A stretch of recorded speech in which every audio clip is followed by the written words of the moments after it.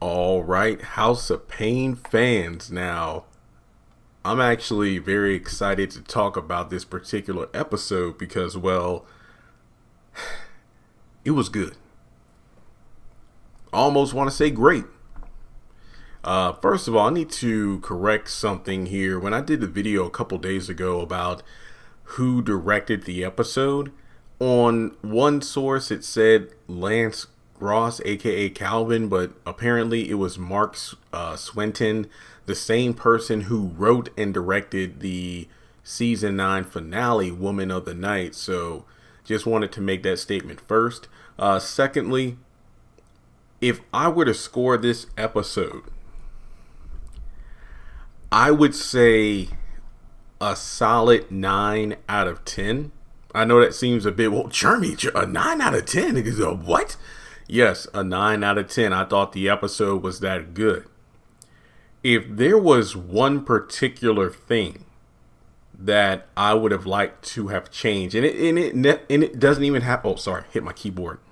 And it really doesn't have anything to do with certain characters either missing or just being mentioned but not actually in the episode. I think something that I really wanted to be implemented was a sense of a time skip. And when I mean time skip, I'm not talking about like months or years here. I just mean that based on some dialogue, specifically coming from Ella and CJ when they were apologizing to each other, the events of this episode happened the day after the events of the season 9 finale. So there were some quote unquote big changes that occurred in this episode that I'm like, wait, we're supposed to believe this stuff got changed in less than 24 hours. And I'll get to that as we go into the review. So let me just say up front, season 10 is off to a promising start. I really do feel like a lot of the fan feedback was heard and it was actually changed for the sake of making the show better. Also, this episode I don't believe was written by Tyler Perry. It was written by Brian Ixton. So we're getting some changes and it's actually showing. So before we move forward, go ahead and hit the thumbs up button to show you like the video. Also hit subscribe. Follow me on social media. Links are in the description box below. And I would also urge you to hit the bell icon and select all. That way you are notified whenever I post content to the channel. So we start the episode off with Ella trying to call the hospital to find out anything on CJ. Apparently he's been moved to the 10th floor, but nobody's able to transfer her over. So, she's making all these phone calls in vain. Ella and Lisa are freaking out trying to figure out what's going on. Curtis shows up and this is a bit of a slapstick moment. Okay, maybe I shouldn't talk about this stuff now, but I gotta say it. I noted, and I could be wrong about this, but I noticed a decrease in the amount of times the laugh track was used. I'm not saying the laugh track wasn't there, but I feel like they kind of dialed it back just a bit and it shows. Because there were moments where I know if this was from the Paynes or if it was from a season 9 of House of Payne, they would have milked that laugh track for everything it was worth. But I appreciate the fact that they really changed that laugh track usage, and it really made the show more bearable to watch. This was good, guys. I feel like I'm in a more somber mood talking about this episode as opposed to last season where it's like, okay, where do I get started? Now, this, and this sucked. There was only like 5 minutes worth watching. I think this entire episode was paced very well. So, we have like a slapstick moment where Curtis I went to the hospital. He's not in the burn unit. He's not in the ICU. I got a boy who's custodian who works in the burn unit. I know a female who works in the ICU. But apparently the situation was CJ went back into the burning building in order to save someone. And of course, Ella's worried. She's like, you know what? No more firefighters in the family. I don't think I could take this much stress and concern anymore. And, Curtis reassures her, that's what Payne men do, honey. So, heck, even in my notes have less laugh track usage. We're a few minutes into the episode. I'm like, you know what? This is great. So then we go over to the next scene. Ella and Lisa are cooking, and Curtis helps CJ come into the house. He's on crutches. Lisa is surprisingly helpful. I mean, if this was last season, somebody probably would have had to told her to get up off the couch to let CJ sit down. But she's like, I prayed for you, Mr. Payne. I'm like, ain't this okay now? Okay. It's like, I saved you, right? So it was funny, but at the same time, I'm like, wow, this is some good stuff. So the situation is CJ needs some pain meds and some rest to recover because his neck and back are sprained. The doctor just reassured him he had some shock, and obviously the title of the episode, Whiplash, makes sense based on the situation. High adrenaline, basically, still pumped up from the events of what happened. I mean, it was instinct, just a situation that you go into the burning building because it's the right thing to do, but at the same time, you don't fully think about all the repercussions of if this scenario goes south. And we'll talk about that a little bit later. So, I mean, even Curtis shows concern, showing that I think CJ mentioned the fact that Curtis had like a barbecue tour that he pushed back and rescheduled in order to take care of CJ. Now, again, if this was like the Paynes or season 9 of House of Payne, Curtis would have been whining. It's like, wait, no, baby, Ella, I gotta go on the barbecue tour. It's like, you, Miranda, Lisa, y'all can take care of CJ. No, Curtis, you need to take care of CJ. See, there was none of that. We're getting that mature, cares for his family, willing to put others first, Curtis, and folks, I'm telling you, this is good. This is good. All right, so we get a moment between Ella and CJ, and Ella apologizes about the situation of how she took the twins without, telling CJ about it, and he says sorry too. But at the same time, it doesn't really matter based on the circumstances of what happened, on the job, that the spat between them was the last thing on his mind. So I'm glad they moved past that. Him saying, he's sorry is understandable, and I get it. They were having a moment. I still stand by what I said in my review of the finale, that CJ honestly had nothing to apologize for because Auntie Ella was completely in the wrong of how she handled the situation. But again, water under the bridge. And I feel like that's the entire theme of this entire season. Like, hey, remember all this stuff you hated about season 9? We're going to do things differently in season 10. So let's move forward and not get whiplash for looking back too fast. And I got to give him props for that. I mean, this is good. This is good. And, she kind of scolds him as she, gives him some water about not using common sense. But, part of me, I was like a little taken aback by that. But at the same time, I understood, being someone who has never been military affiliated or in any form of like law enforcement or rescue, basically in a situation where I haven't had a job like a firefighter, a policeman, or, hospital job where my life is on the line. I'm putting my life on the line to save someone else. So this episode did an interesting job of showing both sides of that coin. The person on the job, a firefighter, policeman, whoever. And in the moment, even if it isn't protocol, even if it isn't the quote unquote smart thing to do, you do it to save someone else because it's like a no man left behind situation. And that's understandable. It's instinct, as he said. But on the flip side, the family, you leave behind. If you go back into a burning building, if you try to rescue someone from a car before it explodes or something along those lines, what if something happens to you? Then both you and the person you were trying to save are gone. And that's two families who are badly crippled by the experience. So this episode did a decent job of showing the thought process, or quote, and I don't want to say lack thereof, but instinct, the mindset of a person in one of those jobs versus the mindset of the family that, is worried about them doing stunts like that. So I feel like, this didn't, I guess you could say, put Ella in an antagonizing position.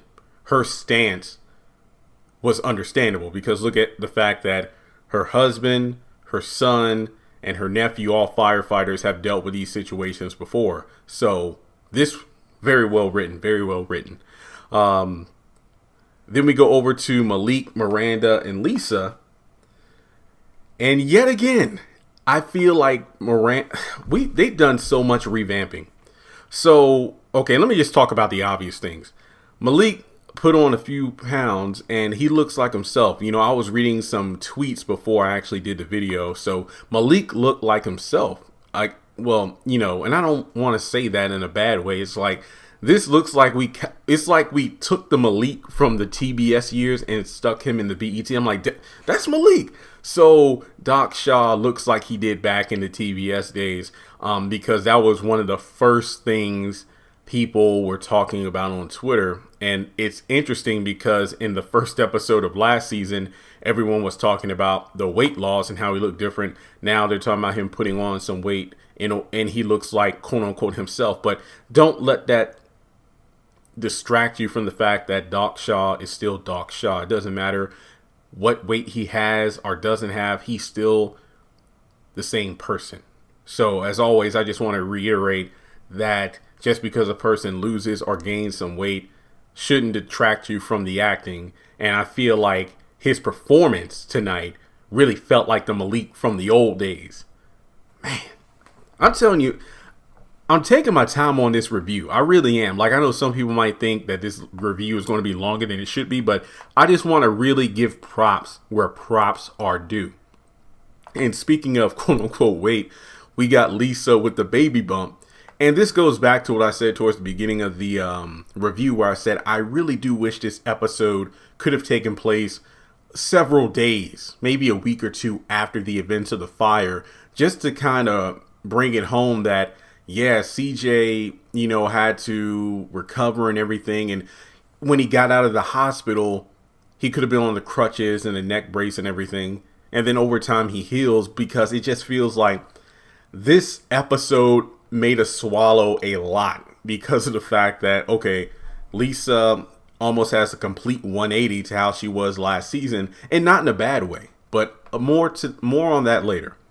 All right, so Malik is thanking Miranda for being super helpful, with taking care of his dad and everything. And again, this really goes back to the time skip, because look at how Malik is treating Miranda now compared to last season.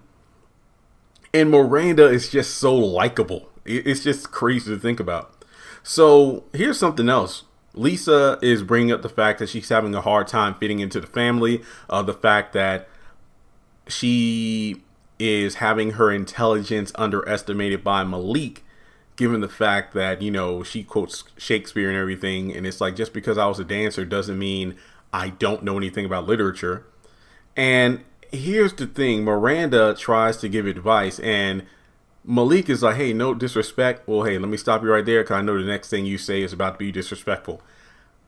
I completely understand it. The person who has experienced a terrible relationship, going through a divorce, is probably the last person to give somebody relationship advice.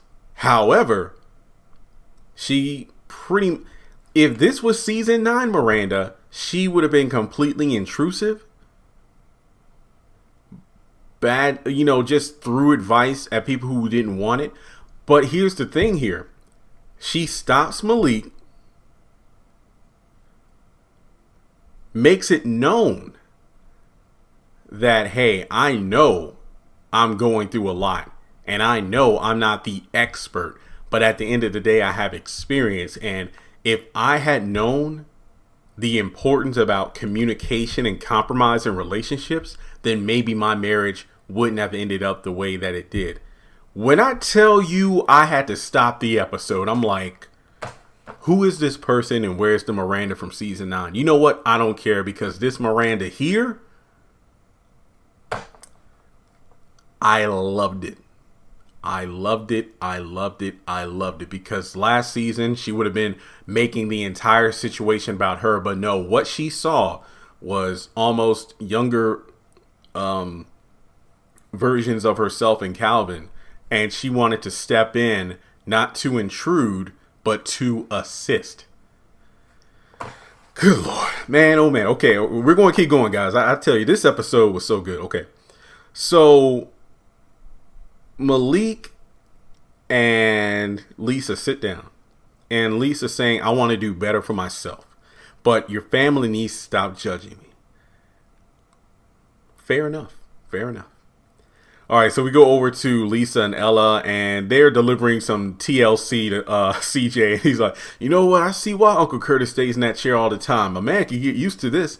It might take, months to recover. And I just love the atmosphere of the episode, between these characters, because you think back to last season, we didn't get too many moments like this. It was all about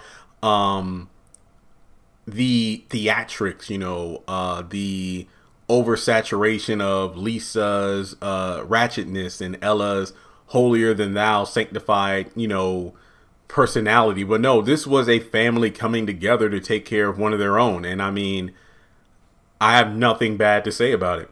So Ella kind of, goes into, y'all need to stop shacking up. You need to get married. And then CJ's like, hey, you know what? You're right, Lisa, I got a son, both living under my roof to help take care of me. And what y'all need to do is get some jobs and move out. And I thought that was funny because that's completely realistic dialogue in a black family. Like, you could be doing all the right things, you could be helping out, but there's always going to be those family members who could tell you what what else you could be doing better. It's like, oh wow, so I'm taking care of you when you're trying to kick me out. I thought it was funny. Yes, I thought it was funny. I mean, last season this dialogue would have been just shoehorned in where it didn't fit in, but this was good. The only thing missing, and I'm not going to dock points for this, really wish we could have gotten some Jasmine and Janine moments. This would have been good because Janine actually calls CJ to check in on him. Apparently she's working on a PR firm situation right now. And based on some investigation going on, due to the breach in protocol during the fire, someone could be, well, no pun intended, fired. And CJ even says, wow, you know what? The investigation, somebody broke protocol during the fire. So whoever is going to be the scapegoat to be blamed for the situation, they're probably going to wish they stayed in the fire. Now, initially, I had to go back and rewatch that scene because when I first heard it, I was thinking, wait a minute, is CJ saying that Janine is doing some investigation and based on some information she's heard, there was some foul play leading to the fire? Like, okay, what if there was a protocol that wasn't followed at that location, and as a result, the fire got started, and one of the people that was saved from the fire is going to be the scapegoat? But no, we later find out that it's CJ who's under investigation because he's on crutches at this point, and he's like, yeah, I need to keep moving around, that way I'm not stiff, because when I go into that hearing meeting, I want to go in there, tell my story with my head held high, and walk out with an appeal. So we also get a name drop from Curtis about Bart, and Bart got fired and he lost his severance. So yeah, Bart, we're probably not going to see him, which sucks because honestly, I was hoping to see some of the fire crew. But again, I'm not docking points for that. I'm just saying things I wish would have been, maybe added to the story. But I feel like that would have only happened if we would have explored this whole situation taking place over a couple of episodes, aka maybe a couple of weeks within the timeline of the series, just to kind of make things more believable. All right, so Andre, I believe, is the name of the firefighter who CJ went back into the fire to save. And basically, like you said, not just instinct, but it was a leave no man behind situation. And they also talk about the fact that, hey, CJ, we know you want to go in there and do your thing, but sometimes these appeals, well, most of the time, they have a low chance of actually going in the favor of the person who's being placed in the investigation. All right, now we're almost done here. So Malik quotes Shakespeare, or aka Othello, to Lisa in the kitchen, and they have a cute little moment because they pretty much talk about how they balance each other out. The fact that Lisa, takes chances and Malik plays it safe. And, they have an argument, if you will, about Shakespeare and the fact that, they really shouldn't underestimate each other. And this was a good moment. It was a good moment. I love these kind of scenes because even though, again, it does feel like we're looking at a completely different character in Lisa, I don't mind it because it really helps the story move forward, even though you just have to sit back and go to during the hiatus, they definitely looked at some things that could have been done differently. And as a result, we got some different characters, even though we're watching the same actors. I don't mind it. All right, so Miranda is filling out the workers' comp for CJ, and CJ is happy for the help, but they also, again, they're worried about CJ going into the meeting, and yet again, Miranda being grounded, give some solid advice, going through the divorce and everything. There's some things I wish I would have done differently. I think Ella even says the DIU method of going through a divorce, basically do it yourself. No. Sometimes it's best to just pray and stop worrying. Basically, when you've done all you can do, just give it over to God. And I'm like, again, Miranda, dang, just keep it up. Great scene. All right, so then we get into like a final little cheesy scene of the episode. Malik and Lisa are again quoting some literature to each other, and Malik gets down on one knee, and Lisa says, yes. He's like, whoa, babe, I thought we were still in, play mode. I didn't think we were, this is just theater. It's like, why would you play about that? And I'm like, no, I ain't playing. Well, I love you. And I'm like, no, baby. It's like, wow, okay. It was funny. Guys, so if you made it this far in the review, honestly, if you didn't make it this far, I don't know what to say, because I feel like this was good. This was a solid start to the season. I really feel like we can look at this episode and feel like we make a difference because of the fact that a lot of the fan feedback, I feel, was heard. Things were changed, and it was done for the better. I don't think my assisted living review is going to be this long, because even though it was good, I don't have too much to say about it. But overall, House of Payne, this is how I felt after we got through the first half of season 2 of Oval, where even though the show isn't perfect, there were a lot of noticeable changes from season 1 that make season 2 better to watch. I feel the same way about this one episode of House of Payne.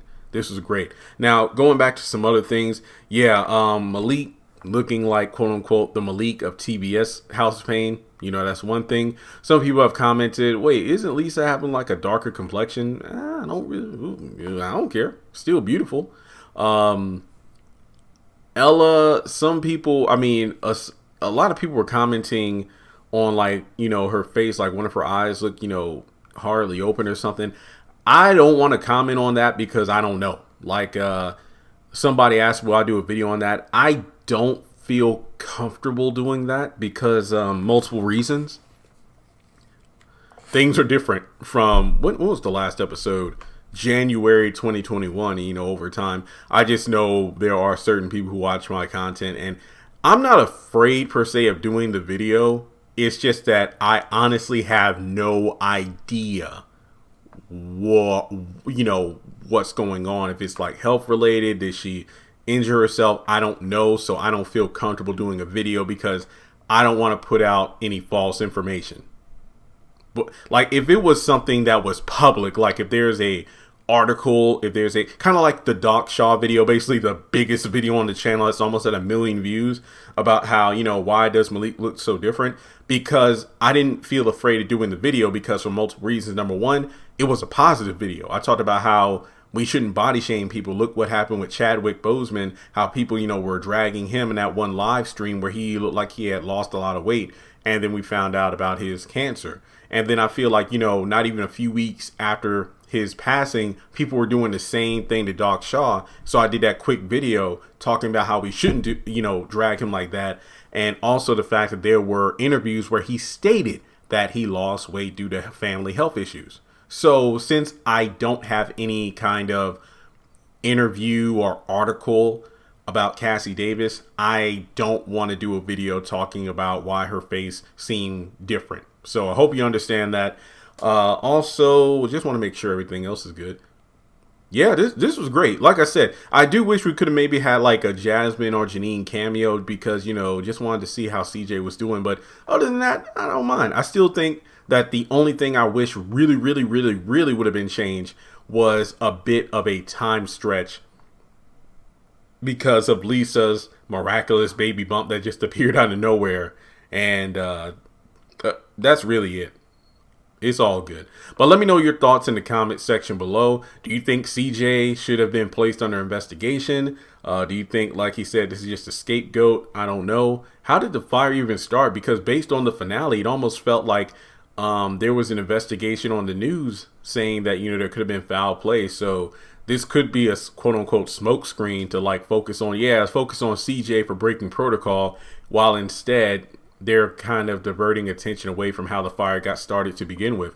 Also, it would suck because imagine if he's suspended and loses his severance, then what's going to happen now? Janine's going to be the breadwinner, but this really would mean that Malik has to step up and everything in order to take care of his family. And I don't want to jump too far ahead, but and again, I hate to sound like a broken record talking about the time jump, but in episode 3, which I've done videos on episode 2 and 3 about the synopsis, all lumped together. Malik may lose his scholarship while helping take care of his family, which is why I wish there was a time jump for at least a couple weeks, maybe even a month's time from the time of the fire to when CJ comes home, to make it more believable that, wow, Malik is on academic probation due to the fact that he hasn't been devoted to his studies because he's been spending too much time trying to help his family out in their time of need.